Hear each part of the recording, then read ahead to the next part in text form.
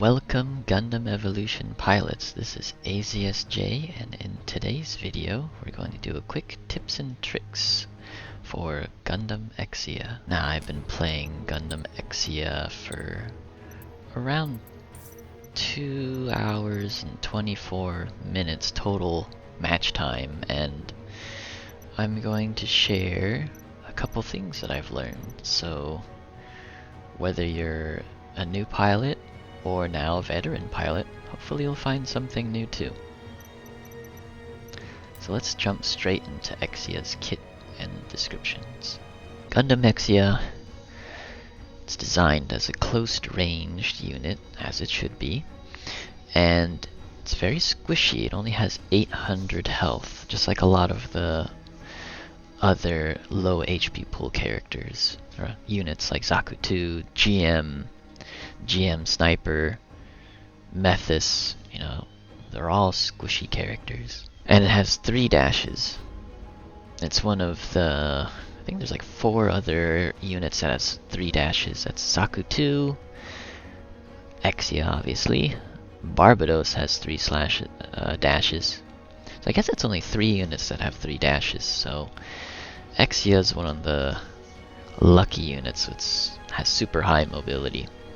And I'll show you some mobility techniques that all characters can use that I've discovered that I find pretty effective in closing distances with dashes.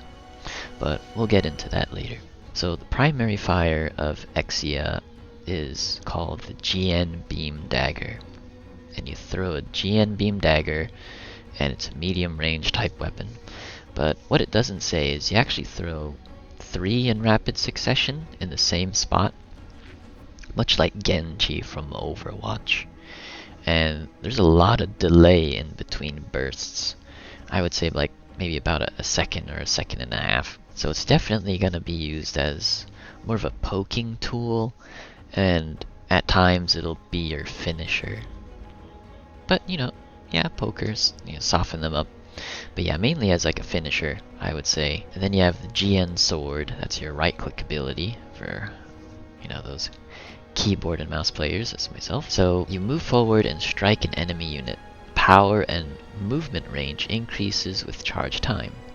Targets are stunned at max charge. And so with GN Sword you get 2 pips. You can do a tap, which is 0, half a charge, which would be 1, and then full charge, which would be the max GN Sword Russian slash, which has the added effect of stunning targets at max charge, which is very useful, especially against shielded units.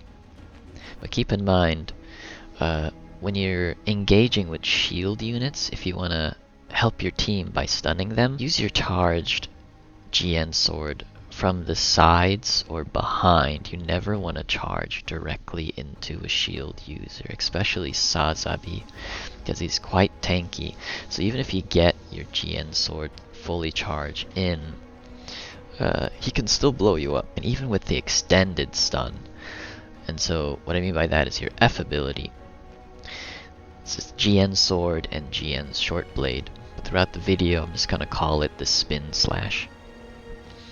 So this ability is a spinning slash attack that knocks back targets, and targets that are already stunned suffer an additional stun. So aka what this means is you do your max GN Sword slash, and then you go straight into your Spin Slash, and that will extend the stun from the GN Sword, which is very useful, especially if you're going to try assisting your team in neutralizing shield units, or rather any unit that you dive onto. Then I'm going to go ahead and skip to the quick step. The quick step lets you leap a set distance in any direction, and this tool I would say is mainly used to disengage from a fight. So you want to jump in with your GN Sword, do your Spin Slash, and then use your quick step to escape. I'd rather you guys use it as a useful tool to disengage, whereas if you use it to engage and then select the target, you have less options to escape with. And then last of all, we have Transam. And this is your G maneuver, which I like to call your ultimate or alt. So throughout the video, I'm going to call it an alt. Basically what Transam does is it changes the effects of all your abilities. Except for your GN Beam Dagger, it doesn't make it any better or stronger. The damage still stays the same. But your GN Sword, the cooldown and max damage, and the charge time is shortened. Damage is increased. Your Spin Slash actually turns into the other skill down here, GN Beam Saber, which is basically like a cross slash with 2 beam sabers, and you actually will go through units, which is a very unique effect because the GN Sword and the Spin Slash, you do not go through units. You'll just hit the target in front of you. And with the GN Sword specifically, is as soon as you make contact with the unit with your GN Sword at any degree of charges, you just dead stop right where you impacted the unit. So let's go ahead and go straight into practice mode, and I can show you what I mean. Okay, so I'm going to go ahead and select Exia. And, you know, the center area, you got this like practice range with Zaku set up in the distances. Maybe if you want to practice with repair units, heal them up, test your revivals. But over here on the left, you got this useful tool. This is positioning of the bots, and I'm actually gonna choose them to be the front 3, and you can change. This is like idle pose, strafing, dodging, and a combination. We're just gonna keep them at a standstill for now. So actually the first thing I want to touch is the mobility. So you got your E, maybe goes about 75 meters, I would say. So it doesn't go too far. It's almost as much as a dash. I guess it's exactly as a dash. So this one you can use vertically. Unlike dashes, you can't dash up. You can only dash horizontally. But this skill you can do vertically. And like I did there, you can use your jump to get added distance. So if I just go up, can't make it, right? But I think even with the jump I probably can't make it, but let's see. Well, I made it on the side, but basically you can extend the verticality of the evasion skill. But I recommend using this skill as a way to disengage. So I'll show you what I mean by that. So let's say you just use your GN Sword, hit somebody, and then you want to disappear. That's what I would use the skill for. But we'll put it at the end of our combo. We're going to go ahead and look into the GN Sword, which is your right click ability. So I'm going to show you the distance first. With one tap, no charge. Go about the same distance as a dash. But if you go 1 pip, slightly further, I would say this is like dash and a half. Something like that. This looks like 150 meters, maybe 140. And now you're gonna see that full charge, just 2 pips, which also is indicated by that little bubble that appeared, that little green sphere at the edge of Exia's sword. So you're gonna see that little pop, boop. You know, that I believe counts. Well, let me double check. That seems like that went not as far.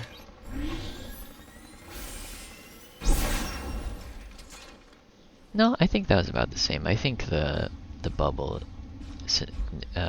signifies a full charge. Yeah, okay. Okay, so you can see that by charging your GN Sword, the distance is significant. Just a tap is just enough as a dash. You can also do this in the air. So this is another mobility option. You can use your E skill and chain it. So you can go like E skill and dash, and you're significantly higher, so you can get really high vertical mobility. If for some reason you needed to get to the high ground immediately, you know, there you go. So those are the mobility options that I would say that it, I guess, overpowers Barbados, for lack of a better word. Just way better at mobility than Barbados. Barbados, Barbie, whatever you call him. The big guy with the hanger. The hanger? The hammer. Unga Bunga. Unga Bunga Gundam. There you go. From Iron Blooded Orphans. Okay, so now we're going to show you what I mean by when you make impact with a unit, you just do a dead stop. So remember about this fully charged, I would go about like 175, right? So I should land behind the Zaku. But, you know, I'm just gonna go next to him, do the slash, because you strike towards the right. Noticed how I didn't go further? As soon as you make contact with the Zaku or, you know, any enemy unit, you're gonna be stopped dead in your tracks. So that's something to keep in mind. There will be occasions where you're trying to go for one unit over there, but you're stopped dead short because you're either too close to an enemy unit or an enemy unit just happened to get in your way. So keep in mind, this will happen. Don't panic. You know, just go with the flow. So now we have the spin slash. Notice how it has significant pushback. This is from the 1 meter standpoint, and he went all the way to 2. And also keep in mind that when you do this spin slash, you actually move a little bit. I'd say maybe that's like 45, 25 meters. So it has some distance to it, so you can kind of use it to hit people. Maybe you can use your dash, you know, and try to get in there a little bit, extend its range. But I wouldn't recommend, I would use this, like say if this guy only had like 1 pip of HP and none of my skill cooldowns were ready, and I could just go like wham, confirm the kill, get it. I guess it's more about like 2, but you can use this as a finisher as well. Okay, so now that we talked about spin slash, this would be the extending the stun duration. So you see how it like changed to like an A pose after the slash? So you got the arms and then A pose. So that's the extended stun duration. And so if you want to combo it like that, you can go bam, bam, and then, you know, aim for the head, aim for the chest. Ideally, you always want to aim for the head. And keep in mind with the GN dagger, when you're finishing off units, the legs actually do less damage. And it's actually kind of hard to hit arms, but you always want to aim for the body and the head. Never aim for legs. It does less damage. Oh yeah, another thing with the the GN daggers. Kind of want to aim where they're going. So if you try to aim, I mean, for the most part you could, but you know, see how it falls off on distances. So you actually want to aim where they're going when you're going around mid to long range, which is what you're going to be doing when you're poking enemies from afar. So you just want to aim ahead, and maybe go a little high so you get those headshots. So just keep that in mind when you're using the GN daggers. It's better to it's weird. It's better to aim where they're going. But if it's really close like this is fine. You know, you're gonna hit them. Okay, so let's do combos. So we can do the sun combo again. Do a full charge slash. Remember, you got like 175 meters worth of distance to work with, so it can be fairly far. So it's all about this distance should still hit. You can also do the GN dagger first, if you want to do that too. So you can do like bop, bop, bop, bop. That's one combo. you can do the opposite. Not really opposite, but you can do the GN dagger last. So, bam. Do it like that. I don't prefer this. I kind of like canceling the dagger and like putting it in between. I prefer that. But either one works. I just don't like the knockback. But, you know, if they do survive, there will be a knockback. And, you know, as you can tell, there's a lot of delay with the GN dagger. But now you want to add the dash to your combo, because you want to disengage. So what I'm going to actually show you on the other side where there's units. So, as Exia, you want to engage low health targets, and not just like low health pools, like 800 health. You also want to engage enemies that are low HP in general, like half, quarter, 75%. Your type of damage dealer is you're very good at cleaning up. So you're very good at taking out units that are very low health in the first place, because you can get in and get out. So example of using the combo, which I just whiffed. But you know how you can not whiff? For example, in moments where the enemy's out of range now, you don't want to commit, you can press left click to do your GN dagger. This is how you cancel your GN sword charge. And you notice it's only 3 seconds compared to 8 seconds. So anytime an enemy that you're about to jump on is out of range now, go ahead and use left click to cancel. Now you can use a dash to cancel as well, but I don't recommend doing that because the dashes are so useful, right? You don't want to do that. So back to engaging a unit. So once you get the high ground as an Exia player, you want to have a mindset of a flanker. You want to, you know, look for low health individuals. You want to see if they're isolated. Maybe it's like a pale rider by himself. Maybe it's half HP about to heal. You find that guy, you stick on him, you charge up your sword, and then, you know, you can stay down here, try to finish him. That guy just walked in front of me. But you can finish him off by being on the ground, or you can just return back to your positioning. So what I mean by that is like you go in, boom, boom, go to high ground, and then you can pick them off from above. Because you won't always be able to do your the combo perfectly.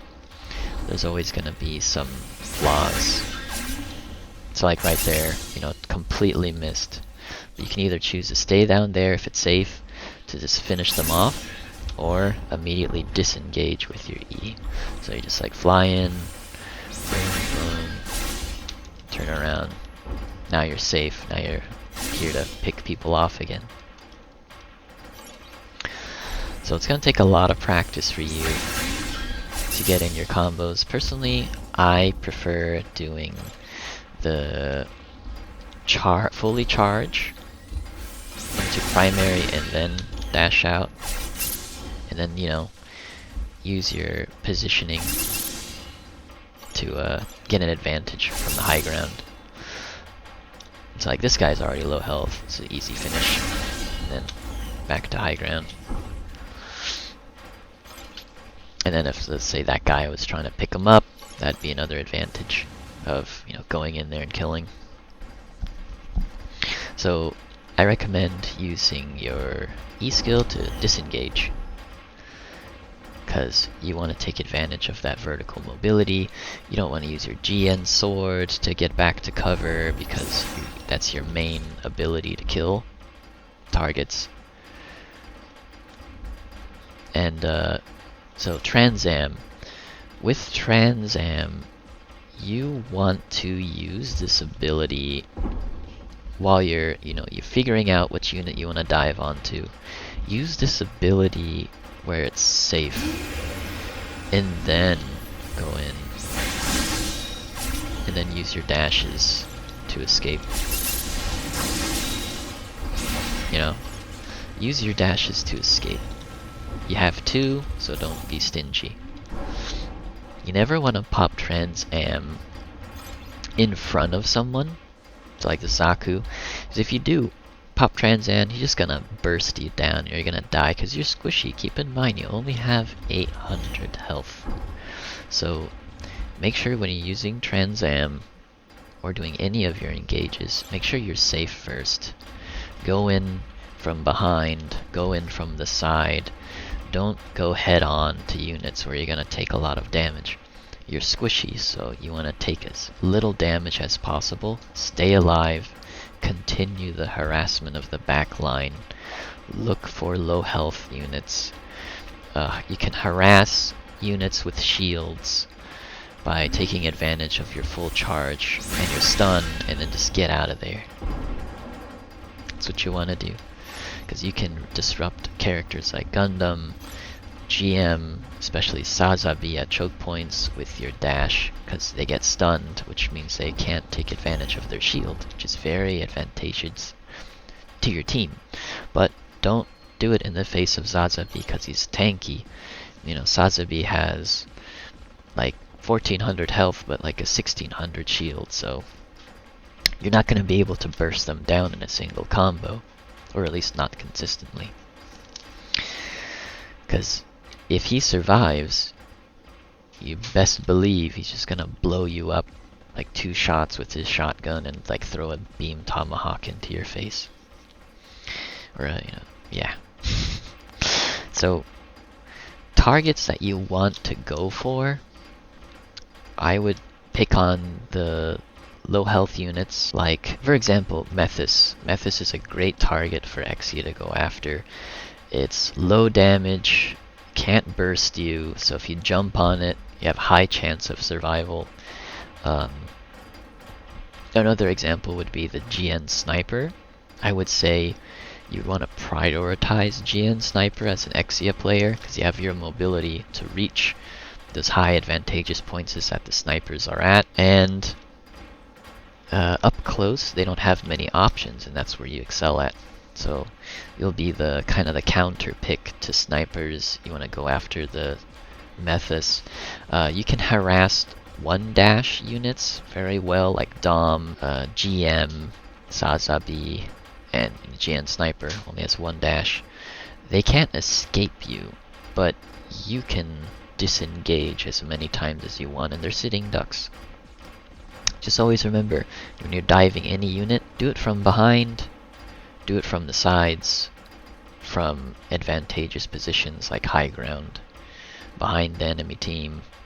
You never want to go straight in to dive onto an enemy, because they will shoot you in the face, in the body. You will die. You only have 800 HP. You're not a Barbados. You're not a gun tank. You're not a, any high health units like Sazabi. Can't tank. Exia is not designed to take damage. And again, take advantage of your dash mobility, and what I mean by that is your 3 dashes. Now, going back to the other area here, you notice we're at 0-0, got 3 dashes. I'm gonna do 3 dashes in a row. That was like 225 meters. Just to double check. I'm gonna do it one more time. Dash, dash, dash. Yeah, it's about 225, right?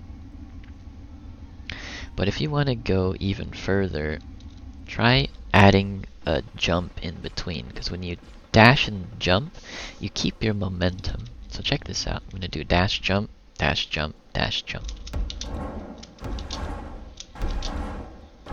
As you saw, now I'm like 375 meters. And any unit, not just Exia, can take advantage of this technique. If you want to get further in distances or strafe, to side cover, I would recommend that over just dashing.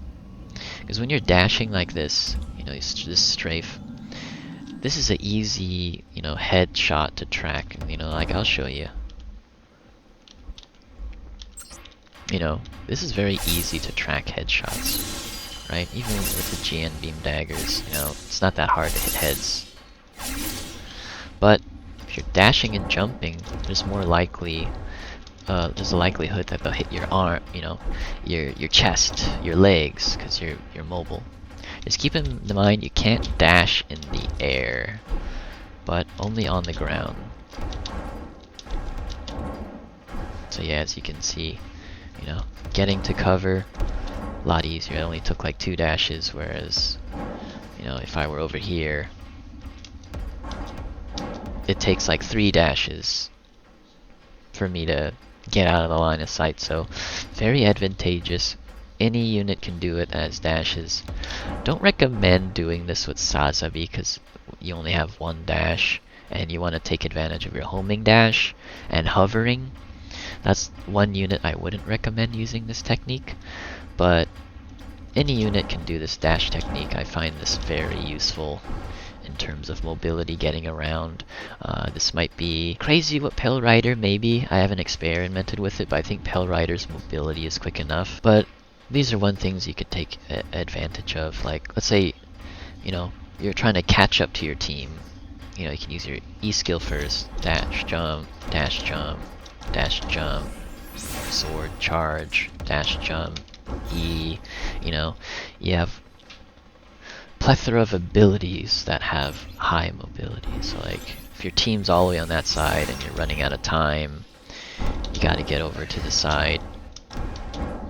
You just go ahead and go. You can even pop your Trans Am if you're like trying to contest the point. Don't have time. You can use your sword slash, you know. You can use all your mobility options just to get to where you need to be. Okay, speaking of Trans Am, this GN slash, you go through people, does 300 damage. You get about 5 of them when you're in Trans Am. So keep in mind you want to be canceling. Just gonna stop these Sakus from running around so I get the ult so I can show you what I mean. So I'm just gonna let him build some ult. But you can cancel your GN sword with your spin slash. Well, actually, the spin slash would be a GN saber in Trans Am, just to do as much damage as possible. So in this example, I'm gonna pop in the face. You don't want to do this, but just to show you damage, right? Do that. Use your dashes to move around. You know, this slash does. It goes as far as a meter, so you want to keep that in mind. And you notice my GN sword, the damage for just tapping, it's doubled. It's like 300 damage. So if you don't have the luxury to do a full charge sword, like let's say it's like the last second of your Trans Am, just go ahead and tap the GN saber if it's ready, or the GN sword, and this goes straight into GN saber just to get that burst damage out. But for the most part, you do want to do full charges in Trans Am, obviously when it's safe, because you'll do significantly more damage. And we'll just go ahead and see what that is real quick. I believe it's around like 400 for a full charge slash in Trans Am. So let's see. Oh yeah, also keep in mind too, it has 600 damage. And so fully charged with the slash, that's 900. Oh yeah, and also keep in mind, since your GN saber slash only goes 1 meter, you can extend the range by adding in a dash or using your E ability to get in, which I highly recommend. The only times I would recommend using E to get positioning when using Trans Am, since you have an extra dash to disengage, those would be the one time that I'd recommend using an E to engage with Trans Am. But if you're not in Trans Am, I don't recommend doing what the trailer did by like using your dash get in the air, doing a full charge, and you know, taking it from there, because you don't have your E back yet to escape, and escaping is so important with Exia because you're so squishy.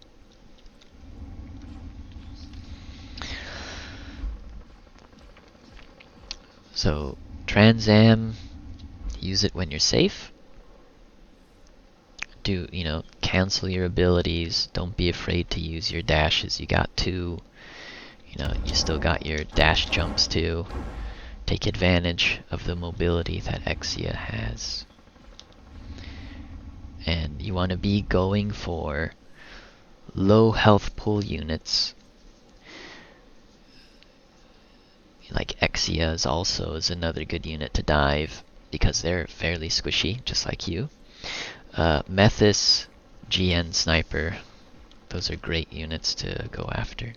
And I guess this concludes the Gundam Exia. Guess I can't say quick tips and tricks anymore. It's been almost an hour in this video.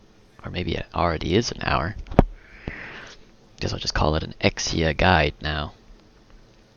But if you guys enjoyed this video, don't forget to like, and if you want to see more videos like this, go ahead and subscribe. And if you didn't like it, dislike it. If you have any comments, just leave it in the comments below. Creative criticism is always welcome. And if you guys have any other video recommendations on Gundam Evolution, just leave a comment.